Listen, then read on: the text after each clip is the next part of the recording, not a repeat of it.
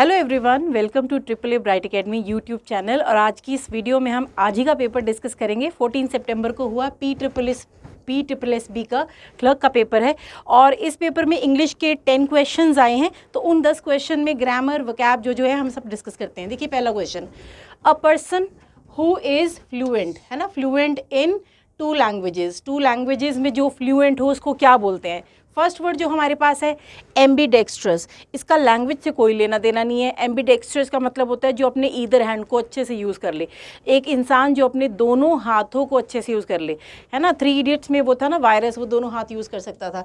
तो ये एम्बीडेक्स्ट्रस, तो इसका मतलब होता है कि दोनों हाथों को जो बहुत परफेक्टली यूज़ कर सके। और पॉलीनोमियल का मतलब ये मैथ्स की टर्म्स को, एल्जेब्रिक टर्म्स को की कलेक्शन की तरह से मीन करता है, ग्रुप ऑफ या उनका टर्म्स का इकट्ठा ग्रुप जैसे कहते हैं ना, उसका नाम पॉलीनोमियल होता है। उसके बाद बाइलिंगुअल जो हमारा आंसर है यहाँ पर, लैंग्वेज से जुड़ा ये वर्ड लिंगुअल, और बाय मतलब टू, तो बाइलिंगुअल का मतलब 2 लैंग्वेज में फ्लुएंट। ओमनी प्रेजेंट का मतलब क्या होता है? ओमनी प्रेजेंट का मतलब होता है one that is present everywhere. जैसे हम स्कूल में स्टेटमेंट्स नहीं पढ़ते थे, God is omni present, God is everywhere, है ना। तो इसका मतलब होता है one who is everywhere, one something is everywhere. तो इसमें आंसर जो था हमारा बाइलिंगुअल था। जिनका भी आंसर सी ऑप्शन को मार्क किया है इस क्वेश्चन का, वो सही आंसर। नेक्स्ट देखिए, नेक्स्ट क्वेश्चन हमारा है ग्रामर में टॉपिक होता है आर्टिकल, उसका क्वेश्चन है article A and the. 3 article होते हैं जो इनडेफिनेट आर्टिकल्स हैं, जनरल बात की तरफ बात करते हैं, वो है ए एन, बट ये काउंटेबल और सिंगुलर के लिए बने हैं। और जो डेफिनेट आर्टिकल होता है वो होता है द। वेरी तो एडवर्ब है जो यहाँ आप देखोगे लाइन के हिसाब से नहीं जा सकता, वो आर्टिकल की ज़रूरत है लाइन को, क्योंकि हमने एक हॉबी को अनाउंस करना है। कैसी हॉबी? Very excellent hobby. तो reading book is dash excellent hobby, तो an excellent hobby. Very adverb है जो उसके सामने आ सकता था, लेकिन हम उसको हॉबी को डिफाइन कर रहे हैं, मतलब हॉबी को क्वालिटी से बता रहे हैं, तब करके यहाँ पर आर्टिकल एन। वोवल टोन से स्टार्ट हो रहा है, वोवल साउंड से शुरू हो रहा है, मतलब AEIOU साउंड्स से शुरू हो रहा है, तो हम इसको एन आर्टिकल दे सकते हैं। नेक्स्ट क्वेश्चन था which of the following is conjunction. What is conjunction? Conjunction is a word that help us to connect 2 sentences, जो 2 सेंटेंसेस को जोड़ पाए, वो होता है कंजंक्शन। सो पहला ऑप्शन आप देख सकते हो विद है। विद के बारे में अगर आप जानते हो, विद एक प्रेपोजिशन होती है, जैसे हम विद के बाद लिखते हैं ना, जैसे विद हिम कह सकते हैं, विद हर कह सकते हैं, विद के बाद एक ऑब्जेक्ट कह रहे हैं, सेंटेंस को कनेक्ट ही नहीं कर सकता, तो पहला ऑप्शन तो बिल्कुल भी नहीं जा सकता, वो उसका आंसर नहीं है। सेकंड, रीज़न को बताना हो, अगर किसी काम के होने या ना होने के कारण को बताना हो, जैसे कि सपोज करो she did not come on time dash she must miss the bus, तो because she missed the bus, उसके समय पर ना आने का रीज़न दे रहा है ये वर्ड बिकॉज। तो आप देखो ये 2 सेंटेंसेस को जोड़ रहा है, she did not come on time dash she missed the bus। तो आपने रीज़न दिया ना, उसके देरी से आने का, समय पर ना आने का रीज़न क्या है कि उसने क्या कर दिया, बस मिस कर दिया। तो रीज़न को कनेक्ट कर रहा है, क्या है ये? एक स्टेटमेंट है जिसको कनेक्ट कर रहा है। तो जो कंजंक्शन होती है 2 सेंटेंसेस को जोड़ती है। अब हम गलती से भी इसी ऑप्शन को मार्क करके आ गए तो हमारा आंसर हो जाएगा गलत। क्यों? क्योंकि अगला भी स्टेटमेंट, अगला भी जो ऑप्शन है वो भी कंजंक्शन ही होता है। इन्हीं 2 लाइन्स को आप शफल कर दीजिए। देखिए, शी मिस्ड बस, उसने बस मिस कर दिया। Therefore she did not come on time, इसी वजह से ये कॉन्सिक्वेंसेस बताता है। बिकॉज कारण देता है कि काम हुआ या नहीं हुआ, उसका कारण ये है, ये कहता है काम हुआ, कारण ये है इस वजह से, यानी कि कॉन्सिक्वेंसेस, नतीजा, परिणाम। बट दोनों क्या है? कंजंक्शन है। तो आप देखिए आंसर क्या बना, more than one of the above. तो दोनों कंजंक्शन है, यानी बी भी कंजंक्शन है, सी भी कंजंक्शन है, पर आंसर बी और सी में से कोई भी मार्क नहीं कर सकते। इससे हमें क्या सीखने को मिला कि ऑप्शन सिर्फ एक पढ़कर मार्क नहीं कर देना, चारों पे निगाह करनी है कि आप रीडिंग अपनी इतनी अच्छी करो कि चारों ऑप्शंस को आप पढ़ पाओ और फिर एक सही आंसर पे क्लिक कर पाओ। सो फिलहाल की क्वेश्चन के अंदर डी ऑप्शन वैलिड हुआ। More than one of the above का मतलब है बिकॉज भी कंजंक्शन है और देयरफॉर भी कंजंक्शन है। डोसाइल मतलब ओबीडेंट, मतलब ड्यूटीफुल, मतलब one who is willing to do whatever you, मतलब one who is willing to do whatever the other person says. तो एक ऐसा इंसान जो ऑब्स्टिनेट नहीं होता, जो विलिंग होता है काम करने के लिए, जो ड्यूटीफुल होता है, जो कह लीजिए ड्यूटीफुल मतलब जो फ़र्ज़ को अदा करने के लिए ओबीडिएंट होता है, आज्ञाकारी होता है। तो ये इसका मीनिंग। हमें क्या ढूंढना है? ऑपोजिट। ये भी ध्यान रखना कि क्या ढूंढना है, ऑपोजिट ढूंढना है। तो ऑपोजिट में अनअट्रैक्टिव, अनअट्रैक्टिव और डोसाइल को कुछ लेना देना ही नहीं है, गया पहला ऑप्शन। इम्प्रेसिव, ये तो इस अनअट्रैक्टिव का ऑपोजिट जा सकता था, लेकिन इसका मेन हमारे क्वेश्चन वाले वर्ड से कोई लेना देना नहीं है। फिर कौन आया है? डेफिएंट। इसका मतलब होता है one who is rigid, one who is resistant, one who is not obedient, one who is एक ऐसा इंसान जो आज्ञा का पालन नहीं करेगा, जो रेसिस्ट करेगा, जो ऑपोजिट बिहेव करेगा, जो ऑब्स्टिनेट होगा, ज़िद्दपना दिखाएगा, है ना। तो ये इसका मीनिंग है, यानी इसका ऑपोजिट ये है। सिंपल तो वैसे ही नहीं मैच कर रहा, राइट। तो हमारा आंसर है इस क्वेश्चन का सी ऑप्शन। आसान था, मुश्किल नहीं था। नेक्स्ट है, देखिए हमारे पास add an adverb of time in the given sentence from the following. अब देखो एडवर्ब ऑफ टाइम लगाना है हमने, ये भी ध्यान रखें। एडवर्ब ऑफ टाइम टुगेदर होता नहीं, क्वेश्चन को ध्यान से पढ़े ना, आप लाइन सीधा पढ़ के आंसर नहीं फिल कर देना। ये तो we will go to movie, to a movie tonight भी हो सकता है, टुगेदर भी हो सकता है, इकट्ठे जाएंगे, आज रात को जाएंगे, शो नाउन हो गया, है ना। नन ऑफ द अबव क्यों नहीं जाएगा? क्योंकि टुनाइट एडवर्ब है। तो लाइन का क्वेश्चन ध्यान से समझे।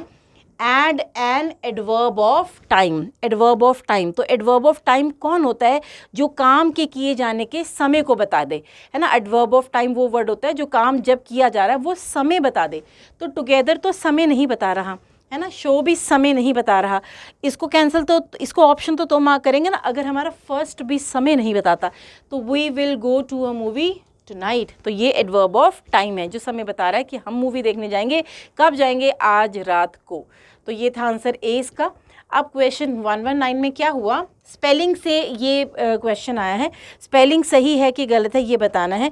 सो जो वर्ड गिवन है उसमें MANOEUV होता है। देखो पहला ऑप्शन तो चलो आंसर था, EUV होता है, ये VU है यहाँ पर, है ना। तो ये तो इस पॉइंट पर गलत है। इसमें MANU ले आया यहाँ पर, राइट। फिर इसमें यहाँ पे यू ही, यू के बाद E ले आया। तो ये तीनों वर्ड्स गलत हैं। ये मैं मानती हूँ कि ये वाला क्वेश्चन बच्चों के लिए थोड़ा सा स्ट्रगल है, क्योंकि सारे वर्ड्स की स्पेलिंग कई बार नहीं आते हमें। तो आप जब रीड करो तो वर्ड्स को ध्यान से पढ़ लो, बस इतना ध्यान रखना, ठीक है। तो ये हमारा आंसर था ए यहाँ पर। तो इसका बच्चे का गलत है, जो भी आंसर करे, जिन्होंने भी अटेम्प्ट किया। तो ए आंसर है यहाँ पर। नेक्स्ट है हमारे पास अ ग्रुप ऑफ वोल्स। वोल्स के ग्रुप को क्या बोलते हैं? पहला वर्ड आपके सामने है प्राइड।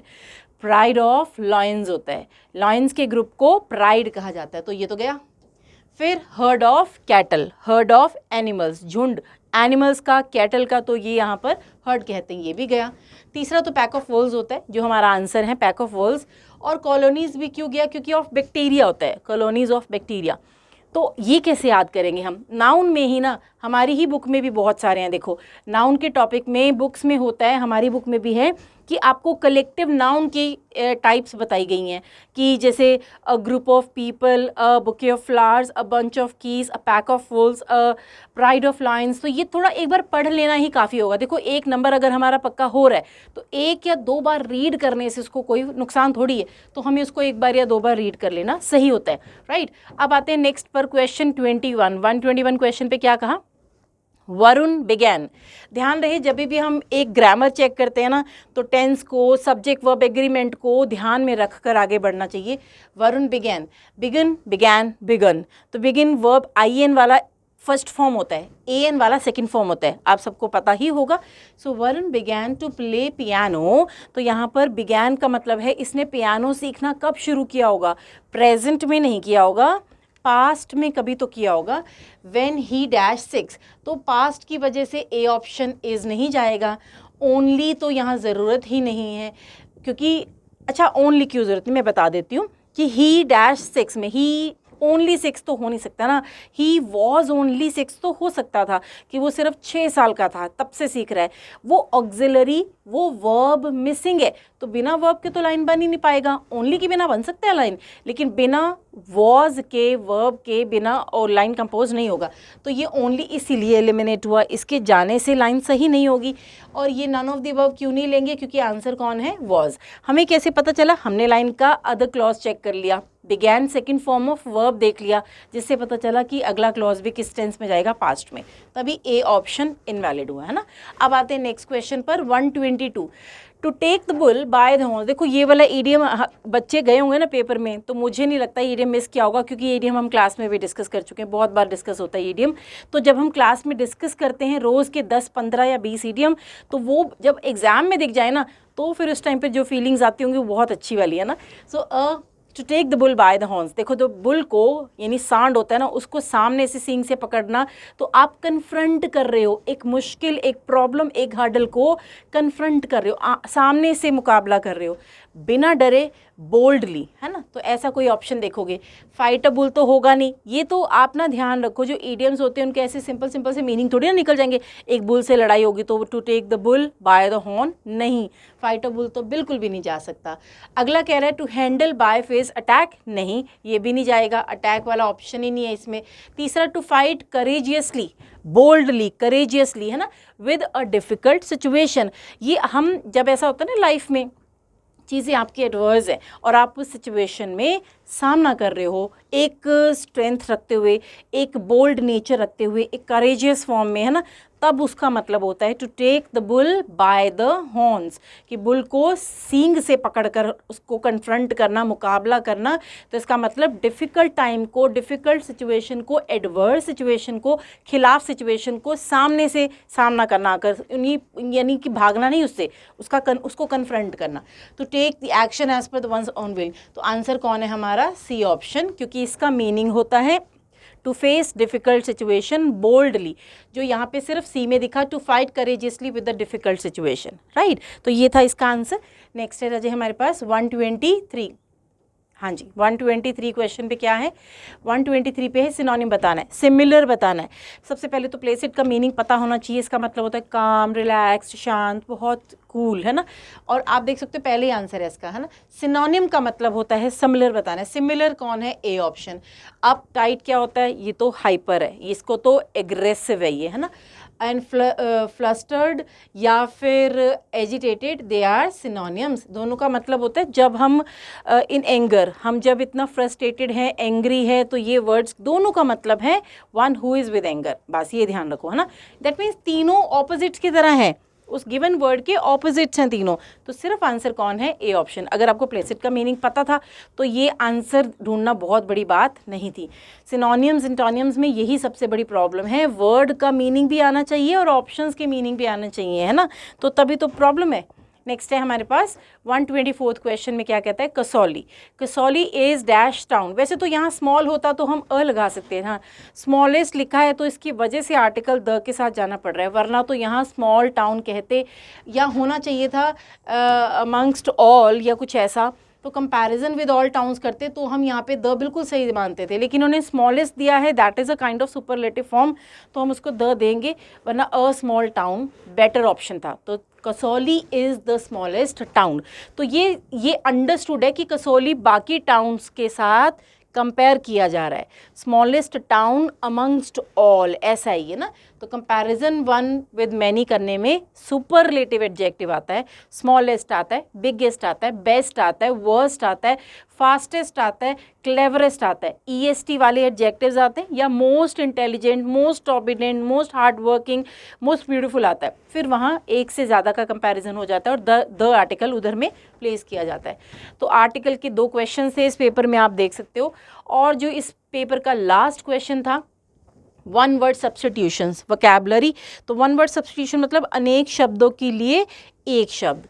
इस क्वेश्चन में क्या है, arrangement of in order of occurrence, किसी भी इंसिडेंट्स की अकरेंस के हिसाब से उनको अरेंज करना। तो आप शायद जानते हो क्रोनोलॉजिकल ऑर्डर जिसको बोल देते हैं, वही है अकरेंसेस के बेसिस पर। पहला कॉन्शियस है, इसका मतलब होता है इनर वॉइस, इसको कंसाइंस पढ़ते हैं ना हम लोग कई बार, कई बच्चे। कॉन्शियस मतलब इनर वॉइस, अंतरात्मा, जो हमें बताती है ये सही और ये गलत, या ये सही ये गलत, है ना, इनर वॉइस को बोलते हैं। ये इसका मीनिंग नहीं है। सेकेंड है हमारे पास कैलीग्राफी। एक पेपर में भी अभी थोड़े दिन पहले भी ये वर्ड फिर आया था, calligraphy means art of beautiful hand writing, right, जो हमारे स्कूल में भी होता था कंपटीशन। तीसरा है कॉन्करेंस, मतलब कि जिसका मतलब हो सकता है जैसे कह लो अकरेंस, जैसे कॉन्करेंस मतलब कि जैसे हमने कहना है ना कि कुछ भी पॉजिटिव वे से कोई बात बोले तो इसका ये मीनिंग है कि जैसे, तो मीनिंग पता होना ज़रूरी है कि जैसे हमें ये भी पता हो ना कि इसका पॉजिटिव या नेगेटिव मीनिंग है। जैसे कॉन्करेंस, जैसे कोई भी इवेंट, कोई भी happening happened at the same time, ये है, लेकिन ये एक ऑर्डर नहीं है, समझ गए, तो ये ऑर्डर नहीं है, इसीलिए इसका मीनिंग मैच नहीं करता। तो हमारा आंसर बना क्रोनोलॉजिकल। तो क्रोनोलॉजिकल मतलब अकरेंसेस के बेसिस पर एक सिस्टमैटिक ऑर्डर। ठीक, ये था देखिए आज का पेपर, और इतना टफ तो नहीं था, लेकिन जब तक आपको वोकैबुलरी में प्रॉब्लम रहेगी तो ये पेपर में जो पंजाब स्टेट के पेपर होते हैं उसमें आपको मुश्किलें आ सकती हैं। तो इसीलिए वोकैब रोज़ पढ़ें, और ग्रामर के काफ़ी टॉपिक्स कवर किए इन्होंने आर्टिकल्स के 2 ही क्वेश्चन आगे देखो, तो आपको ये सब टॉपिक ध्यान से करना है। यू नेवर एक्सपेक्ट कि कौन सा टॉपिक इस पेपर में आ जाएगा। तो 10 क्वेश्चन थे, अच्छा खासा पेपर था, ठीक था। तो अभी नेक्स्ट वीडियो में हम देखेंगे कोई नया पेपर। तब तक के लिए आप पढ़ते रहिए और अच्छे से हार्ड वर्क करते रहिए, पेपर की तैयारी करते रहिए, ठीक है। सो हम मिलेंगे अपनी नेक्स्ट वीडियो में। That is all for today. Thank you and have a great day.